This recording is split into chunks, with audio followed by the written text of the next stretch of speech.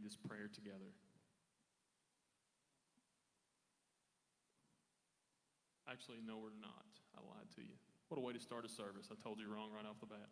I want to read this prayer over you as we get started this morning. God, as we gather this morning, you know our hearts and our fears and our doubts, all of our struggles. May we be transparent enough not only to own these feelings and come to terms with them, but to trust in you. As we begin this new week, let's begin here in singing these songs to you, knowing you are always pulling us toward goodness and grace. And everyone said, amen. Sing with us this morning.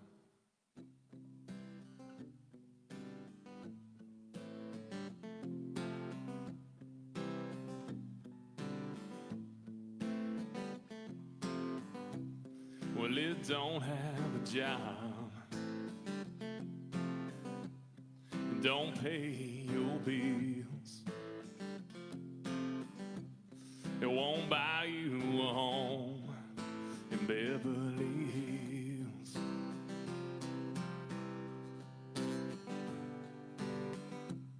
It won't fix your life if I've easy steps. No, it ain't the law of the land or the government,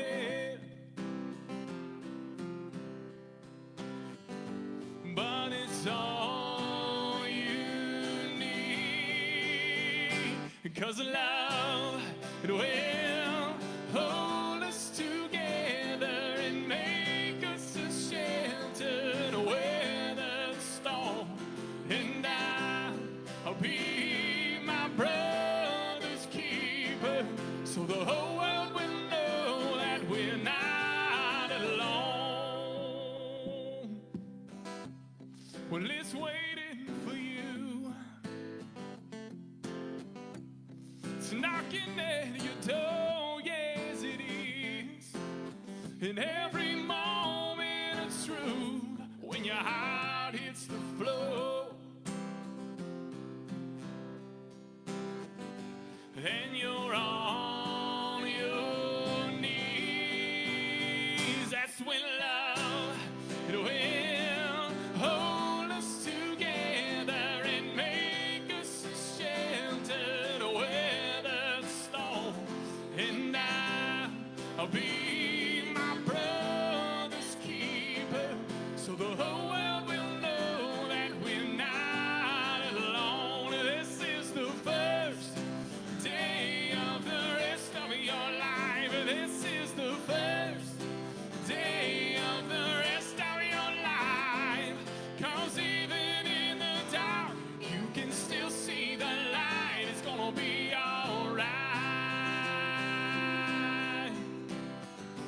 And love, it will hold us together and make us a shelter where the storm. And I'll be my brother's keeper, so the whole world will know that we're not alone. Not love will hold us together and make us a shelter to weather the storm. And I'll be my brother's keeper, so the whole world will know that we're not alone. So the whole world will know that we're not alone. So the whole world will know that we're not. Hey, we're not alone. Not alone.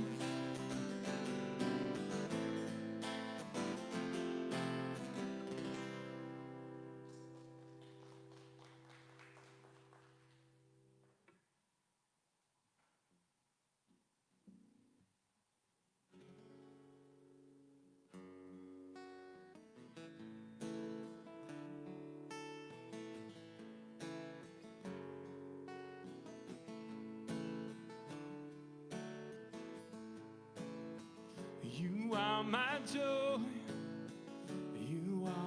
song. You are the well, the one I'm drawing from. You are my refuge, my whole life long. Now where else can I go?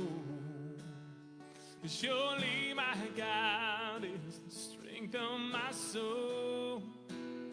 Your love defends me. Your love defends me. And when I feel like I'm all alone, your love defends me. Your love defends me. Yeah, yeah.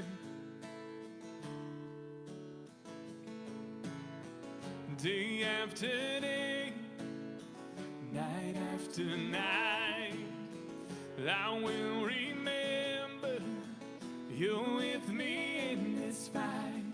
Although the battle still rages on, the war's already won.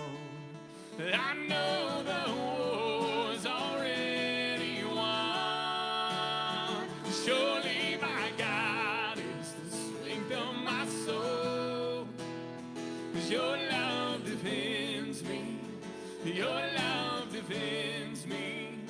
And when I feel like I'm all alone, your love defends me. Your love defends me. And we sing hallelujah. You're my portion, my salvation. Hallelujah. You're my portion, my salvation. Surely my God is the strength of my soul. Your love defends me. Your love defends me. And when I feel like I'm all alone, your love defends me. Your love defends me. Surely my God is the strength of my soul. Your love defends me. Your love defends me. And when I feel like I'm all alone, your love defends me.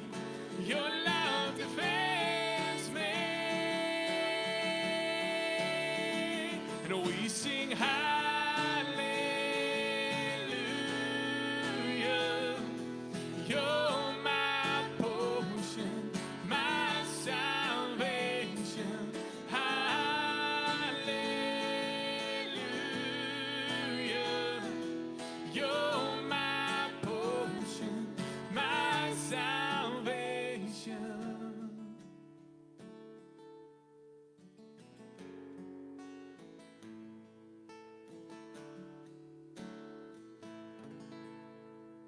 You may be seated. At this time, we're going to continue to worship with our tithes and our offerings. And before we do that, Beth's going to pray. God, I don't know about some of these others, but I've had quite a week. And I came in today a little bit burdened, and I came in today a little bit sad. And I'm so thankful for these people who were so glad to see me. And it brought me so much joy to talk with them and meet with them. And I'm so thankful for the songs that we sing and as we worship together. And in this last song, Your Love Defends Me. It defends me against the uncertainty of our world today. It defends me against our lack of unity. It defends me against discouragement and being down. And it gives me strength and it gives me hope to go out into the community and to represent myself and to represent our church in a positive way that brings about hope and brings about unity. I'm so thankful for the people here that continue to give week after week, even in these uncertain times, so that other people can come just like I have today and find hope and find happiness. here. God, we love you so much, and we're so thankful for this place and for these people. Amen. And also just a reminder, in keeping with social distance practices, our offering bowls are back there in front of the sound booth. So if you guys, during this next song, if you want to go and put your tithe in there, that'll be just fine.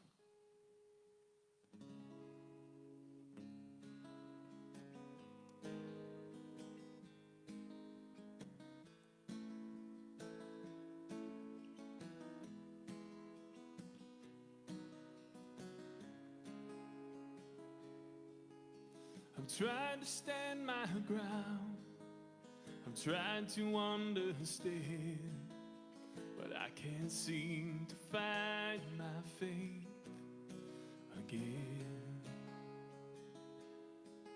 Like water on the sand, or grasping at the wind, I keep on falling short. So please be my strength, and please be my strength, 'cause I don't have any more.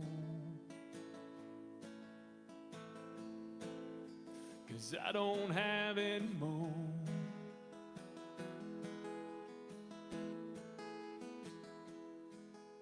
I'm looking for a place where I can plant my faith. And one thing I know for sure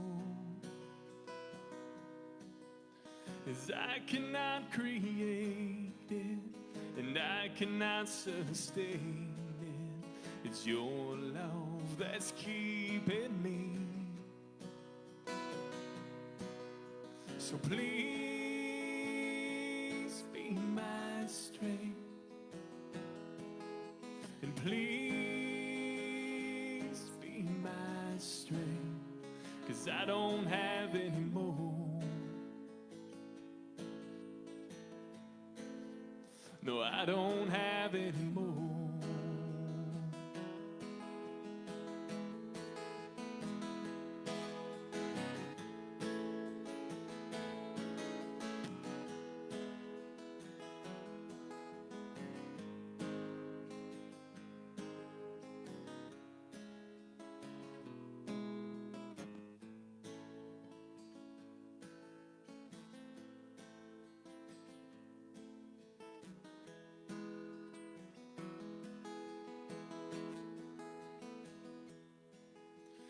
At my final breath, I hope that I can say I fought the good fight of faith.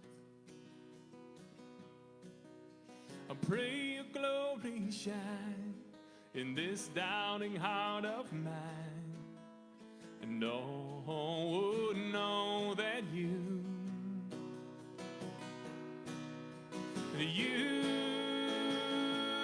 are my strength, and you are my strength, you and you alone. You keep bringing me back home.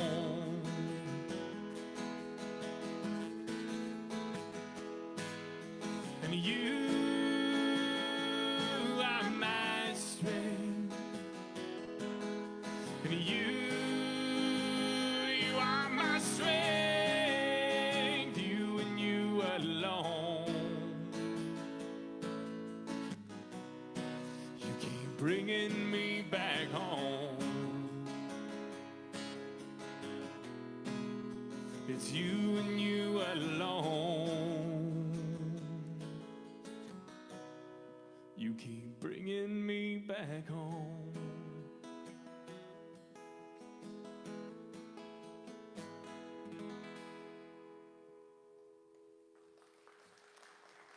Thank you. I think Tommy's got some announcements for us.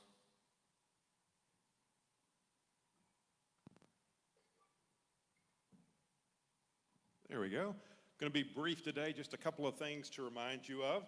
We do have an event coming up, a movie night that's going to take place on Friday, September the 4th at 7:45, and it's going to be an outside event with a screen, so we'll be able to bring our own chairs and distance with our families, but we want to kind of have something for everybody to get together. So mark your calendars. You'll see more about that on Facebook coming up. Also, if you had signed up to do the Ethos video, our videographer is a little under the weather today, so that's not going to happen right away, but it will soon. So you'll hear more about that. Thanks.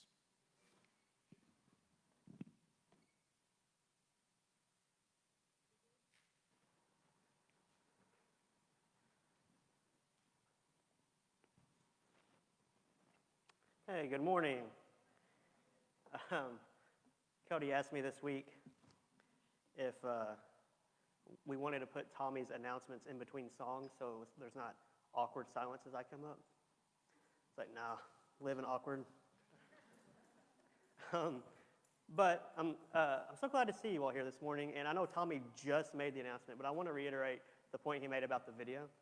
We want to get as many people as we can to do that with us.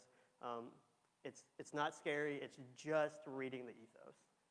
Well, it's reading the ethos into a camera, so maybe it's a little scary, but it won't be bad. So as many people as we can to get that going with us, the better. So we're just going to jump into it. We've been exploring the Sermon on the Mount for the past however many weeks, and we've made our way all the way through chapter 5.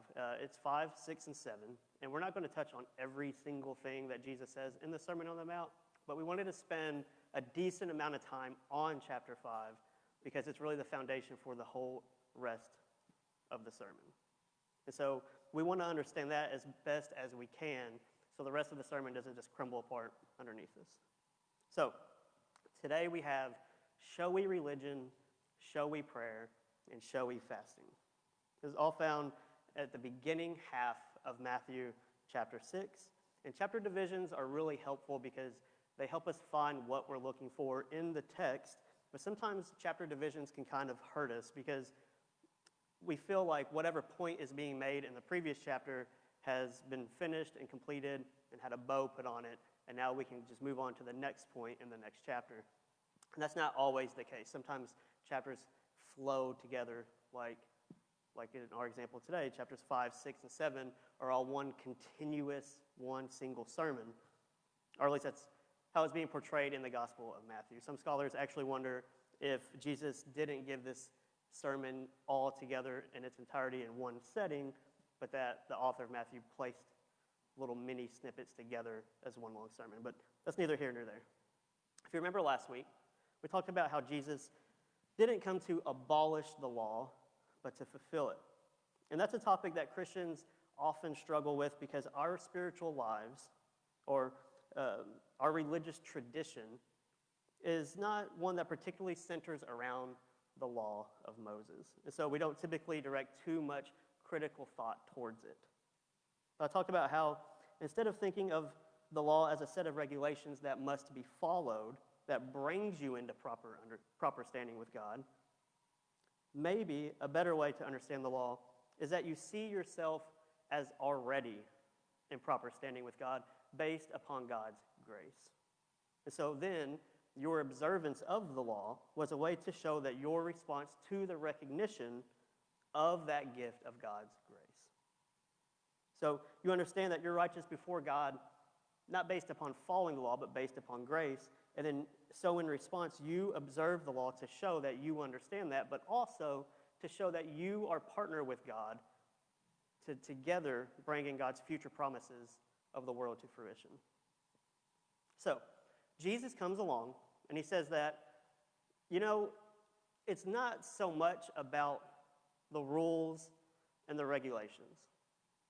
I mean, those were good starting points, but I think it's time that we move beyond those just a little bit and really get to what the heart of those rules and regulations are about. So, for example, take the speed limit on this road out front. What is it, like 45, 75? I don't know. I think it's 45. And so, what is at the heart of that rule? It's not simply just to make people go 45 miles an hour for no reason, is it? It isn't an arbitrary rule. The heart of that regulation out there is to create a safe driving environment for everyone traveling down that road. And so Jesus is like, you know, the law says don't murder people, but that's the bare minimum. We can do better than that. In fact, it's time that we do better than the bare minimum. So how about this? Don't even be angry with someone, because that's a lot harder, right?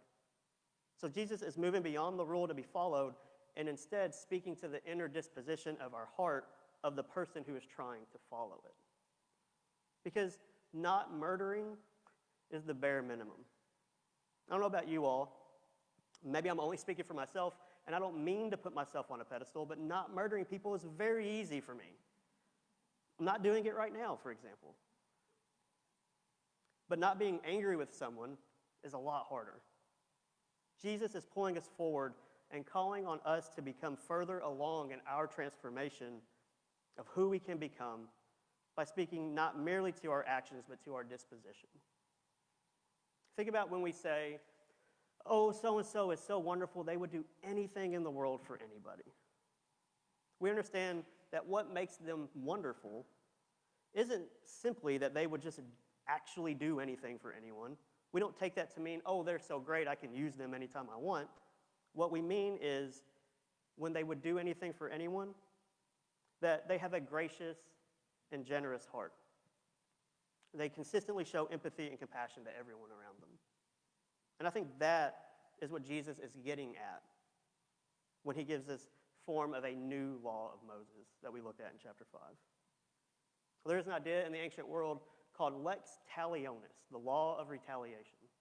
Eye for an eye and tooth for a tooth. And yeah, that sounds kind of barbaric in today's culture, but the point for them was that this put a limit on how a person could retaliate. So if someone stole 10 of your sheep, you couldn't, I don't know, like go burn their house down or something. It capped the retaliatory violence. And actually, if you want to get technical, there's actually no evidence that this eye for an eye mentality was ever literally practiced anyway. In fact, monetary composition was usually the form of recompense, not harmful retaliation. So since it doesn't seem that this was ever literally practiced to begin with, Jesus reinterpreting the law isn't the shocking thing here. We touched on this last week. It's not that he's just giving his interpretation of how the law should be practiced. He's amending the law and calling us to something greater beyond it. When he says to turn the other cheek, yeah, he's denouncing eye for an eye, but he isn't saying to remain a victim and let your abusers walk all over you either. Turning the other cheek was a way to force your abuser to see you as an equal, to humanize you. What Jesus invites us to beyond following the bare minimum rules and regulations is being a people of action towards injustice that the rules and regulations were always supposed to be guiding us toward in the first place.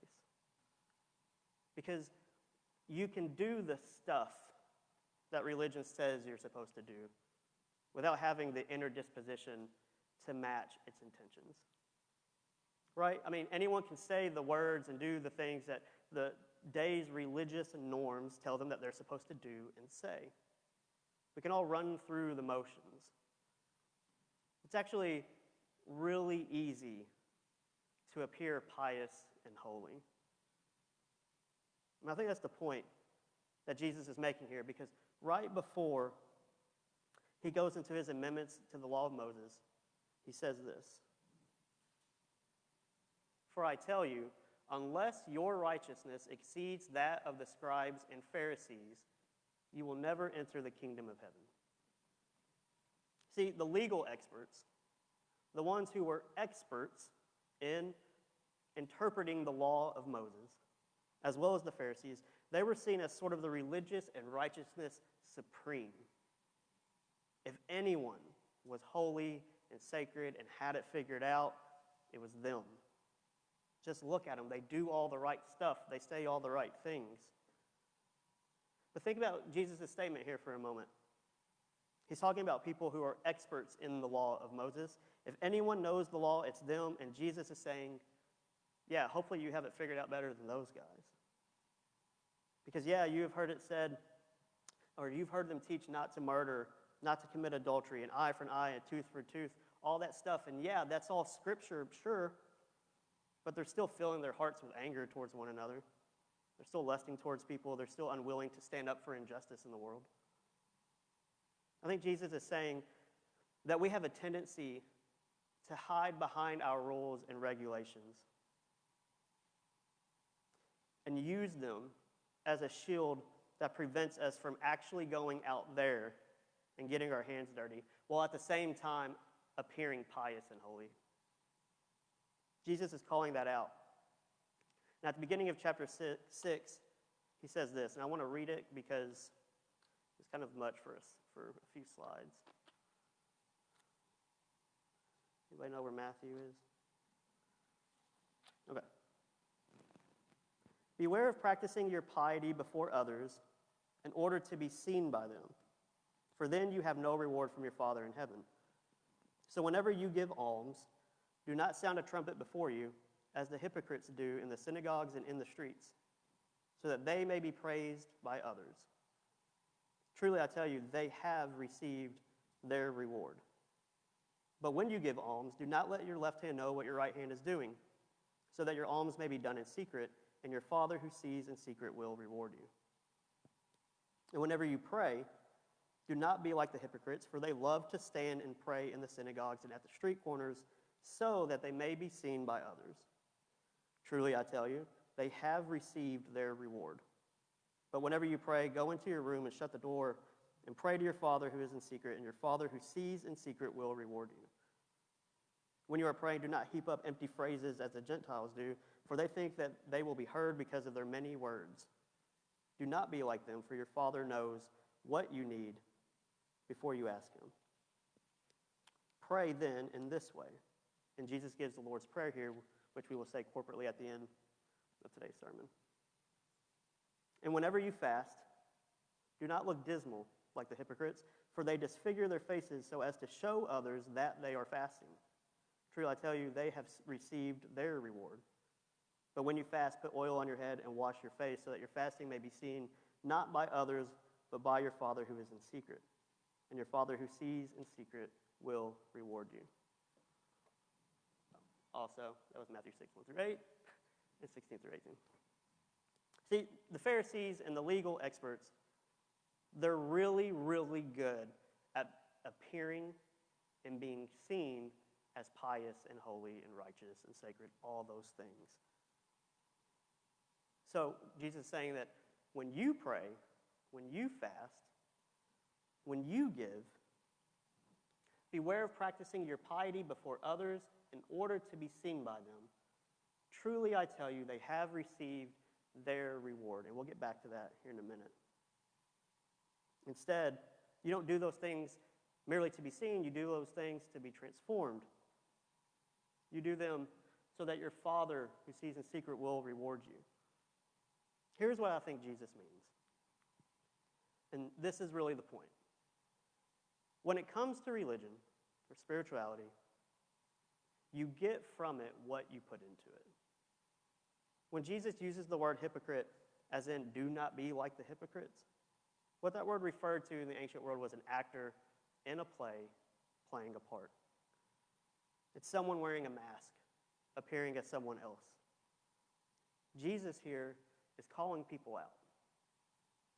Some of these people who worship and pray and appear as deeply devout and pious people of God are really just wearing a mask because inside there's someone else altogether. Later in Matthew, Jesus has this to say. Woe to you, scribes and Pharisees, hypocrites! For you tithe mint, dill, and cumin. You do the stuff that religion tells you you're supposed to do, but you've neglected the weightier matters of the law, justice and mercy and faith. It is these you ought to have practiced without neglecting the others. So doing the stuff in church, practicing the sacraments, of praying, following the rules and regulations, of doing all the stuff religion tells you you're supposed to do, isn't leading you into becoming a more just and generous person of faith, then it is all in vain. When Jesus tells people, or says that people who practice their piety in front of others to be seen by them have received their reward. I think what he's saying is this. If you want to use your religion for status, to gain clout, to be recognized as somebody who is important, to make others notice you and pat you on the back, I think Jesus is saying, congratulations, it's yours. You'll get that stuff. You can have it. You will get your reward if that's all that you're after. Many of the Pharisees and experts of the law are doing it, and that didn't stop 2,000 years ago. You get from it what you put into it. If practicing religion for you is just checking the right boxes by saying the right things and doing the supposed right things so that you can feel like you're part of some kind of in-group, then you will. You'll get that. If for you religion or spirituality is just about following the rules and regulations but not allowing them to pull you forward into becoming the person that God knows you can ultimately be, then it won't. Because here's the thing. You can pray loud and eloquent and beautiful prayers so that people hear you and are impressed with it. Or you can pray so that your spirit is connected to God's and your image begins to mirror that of God's more and more each day. You can practice generosity so that people see what a nice person you are. Or you can practice generosity because it frees you from the grips of greed. You can fast because people admire your self-control and they're impressed with your commitment to God through your own personal sacrifice. Or you can fast because it brings an appreciation for that which sustains your life. Jesus is speaking all about intention. It doesn't matter if we get hung up on the rules and the regulations and all the commands if our hearts and inner dispositions don't match our outward actions.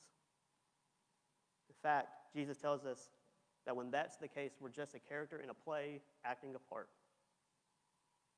So the question that I want to leave you with this morning is, what do you want church to be? What is church for you? Because whatever it is, whatever role or function that it serves in your life, you will get your reward. The Greek word there is actually mistos, which means salary or wages. So it's not like reward in something that's being gifted to you. It's more like the thing that is coming to you that's owed. Because you will get what you put into it. If church is just this thing that you come to once a week to punch your ticket for the hour and say that's it, then that's all it will be. But if you want more than that, if you want transformation into the person that God knows you can be, if you want church to help you become someone who is more just and generous and compassionate, if you want church to be something that empowers you to act outside of it in the world, then I think Jesus is saying it will be. Remember the first beatitude. Blessed are the poor in spirit, for theirs is the kingdom of heaven. The rules and the regulations to be followed aren't so that we are drawn to God and God to us. God is drawn to us anyway. Jesus' teachings aren't rules to follow so that we draw near to God. Jesus' teachings are visions of the person you'll become when you allow God's grace to work through you. And so may we have the recognition that it's not merely just about the action or just about the cadence or words used in the prayer, but about the intentions and dispositions of our hearts behind those things. Let's close in prayer by saying the Lord's Prayer together. If you would stand, we could all read it together.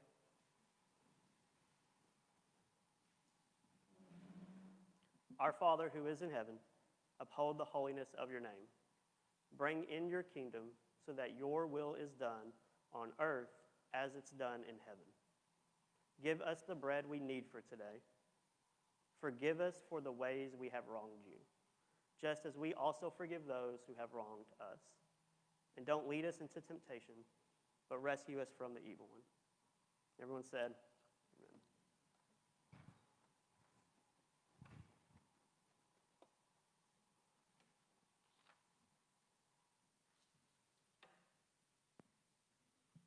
I'm glad you're still standing. I was going to ask you to have to stand one more time with us.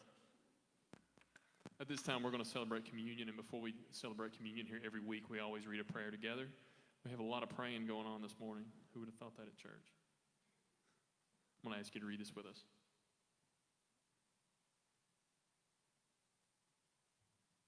Come to this table, not because you must, but because you may. Not because you are strong, but because you are weak. Come when you are fearful, to be made new in love. Come when you doubt, to be grounded in faith. Come with your deepest regrets and be made whole. Let us meet the risen Christ around this table, for we are his body.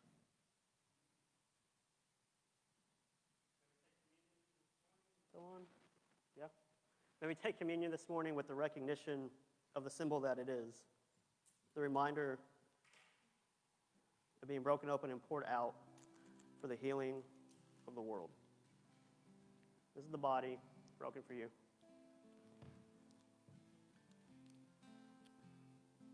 And this is the blood shed for you.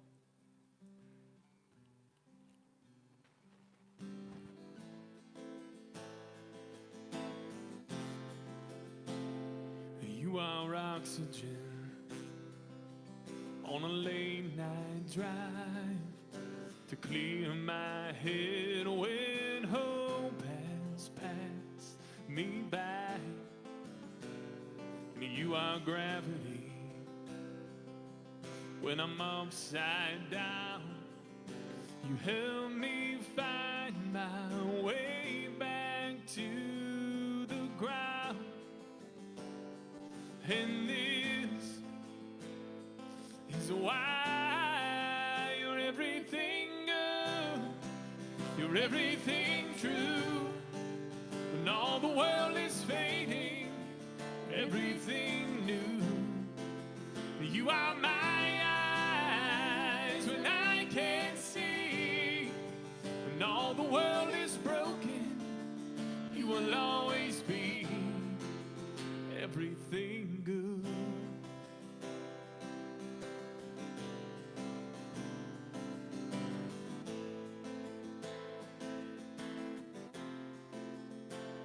And you are all I have, and all I need, and all I am is what you've made of me.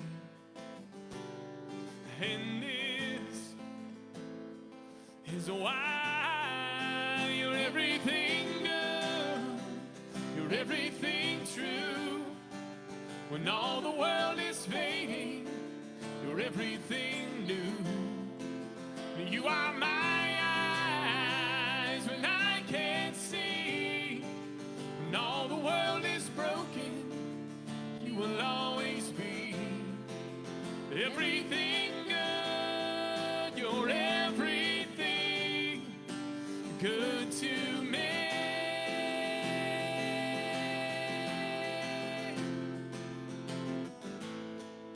You're everything that I need, that I need.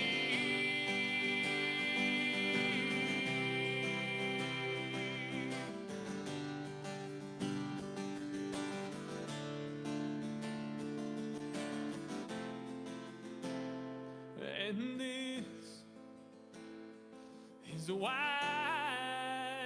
Can you sing this part for me? You're everything good, everything true. And all the world is fading, everything new. You are my eyes when I can't see. And all the world is broken, you will always be. 'Cause you're everything good, everything true. When all the world is fading, you're everything new. You are my eyes when I can't see. When all the world is broken, you will always be everything good.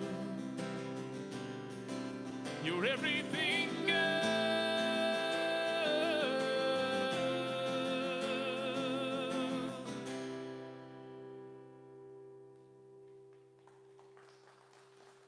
thanks so much for being here with us today. We hope you have a great week. We hope to see you back next Sunday. Grace and peace.